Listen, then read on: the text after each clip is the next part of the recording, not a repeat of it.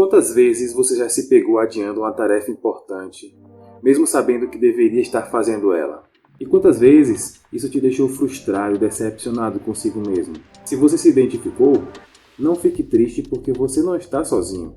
Isso acontece com todo mundo. A procrastinação é um desafio que todo mundo em algum momento enfrenta, mas a boa notícia é que ela pode ser superada.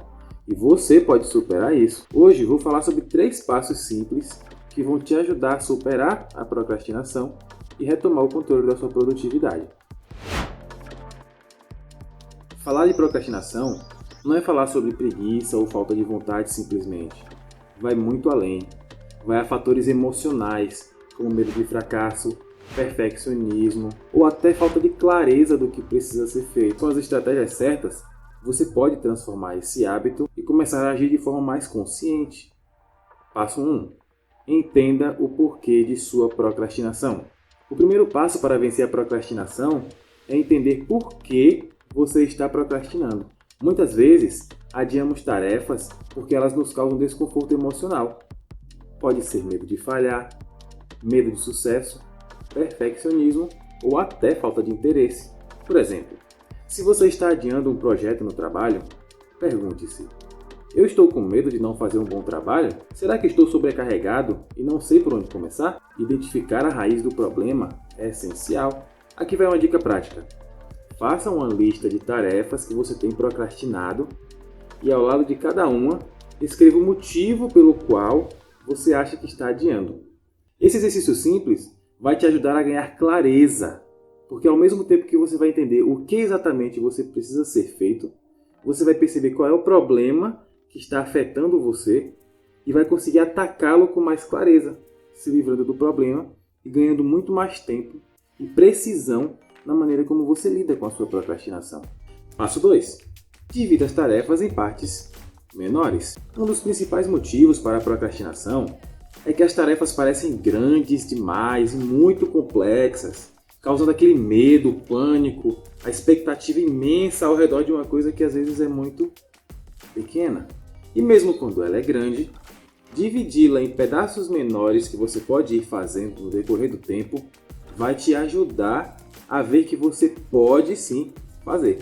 Porque ao invés de se concentrar naquela tarefa maior, que causa mais medo, você se concentra em cada pedaço pequeno por vez. E quando vê, você já conseguiu concluir a tarefa inteira. Vamos supor que você precisa escrever um relatório de 20 páginas. Em vez de pensar, preciso escrever um relatório de 20 páginas, divida em tarefas menores. E como poderia fazer isso? Primeiro, faça a pesquisa. A pesquisa que vai basear o relatório de 20 páginas.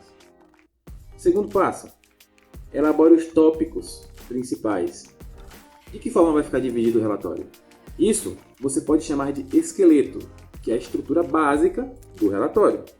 Após isso, você vai destrinchando cada parte do relatório. E lá no final, você percebe que aquele relatório de 20 páginas que parecia assustador, não é tão assustador assim. Quando você viu, você já terminou, porque você dividiu ele em pedaços menores. Outra dica boa é usar a regra dos 2 minutos. E o que seria isso? Se você tem algo grande para fazer, vá logo no que você consegue fazer mais rápido. Se você precisa arrumar um guarda-roupa, comece arrumando as gavetas. Depois de arrumar as 4 gavetas, você vai ver que metade do caminho já foi andado. E isso vai criar um efeito chamado de momentum, que é quando você se empolga com a tarefa e consegue aquela motivação que você não tinha no início para encarar as tarefas maiores. Passo 3. Crie um sistema de responsabilidade e recompensa. E o que seria isso? Nosso cérebro ama recompensas. Por isso, quando associamos as recompensas a alguma tarefa, fica muito mais fácil realizá-la. Por exemplo, vamos supor agora que você precisa estudar para uma prova. O que você pode fazer? A cada hora de trabalho concluída, ou seja, de estudo, você vai assistir a um episódio de sua série favorita. Essa junção vai criar um estímulo no seu cérebro para que você estude mais, a fim de que depois do estudo você assista o episódio. Consegue perceber como esse sistema de recompensas ajuda? Mas onde é que entra a responsabilidade? a responsabilidade é algo que você também coloca em si. Compartilhe com algum parente seu, algum amigo, o que você precisa fazer. E peça que ele lá, te cobre. Ou mencione para você de vez em quando. Além de você colocar na sua própria cabeça a responsabilidade de concluir aquela tarefa, porque além de você já ter um terceiro sabendo, a cobrança daquele terceiro lá vai fazer com que você se sinta mais motivado a concluir logo a tarefa. Além disso, uma técnica que funciona muito bem é a técnica Pomodoro. E em que consiste a técnica Pomodoro? Em intercalar momentos de trabalho com momentos de descanso. Por exemplo, a cada 25 minutos de estudo, você descansa 5 minutos. E após 4 ciclos de estudo e descanso, você tira uma pausa maior, de 10, 15, até 20 minutos, para o seu cérebro se recompor e voltar ao foco. Isso porque, quanto mais tempo você passa focado em uma atividade, a probabilidade de seu cérebro perder o foco, perder a atenção e acabar diminuindo a retenção do que você está fazendo é maior. Então, esses foram os 3 passos para vencer a procrastinação de hoje. Você lembra quais foram? O primeiro, entender o porquê você procrastina. O segundo, dividir a tarefa em partes menores. E o terceiro, está fácil, né? Foi o último, que é criar um sistema de recompensas e responsabilidades. Agora lembre-se, esses 3 passos que eu dei aqui não são a fórmula mágica para vencer a procrastinação. Isso não existe.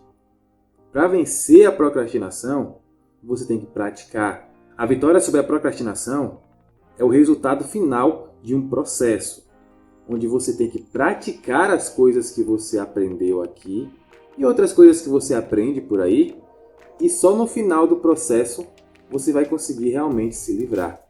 Então, se ao colocar qualquer um desses passos que eu ensinei aqui em prática, você tiver dificuldades e não conseguir logo de cara o resultado que queria, não desanime, faz parte do processo. Apenas insista, porque a constância é o mais importante dos métodos para vencer a procrastinação. Se você gostou dessas dicas, deixa o like e compartilha com alguém que você acha que precisa desse conteúdo. E não esqueça de se inscrever no canal para acompanhar mais conteúdos como esse, tá ok? Aqui é Túlio do Zero e Avança e até o próximo vídeo. Tchau, tchau!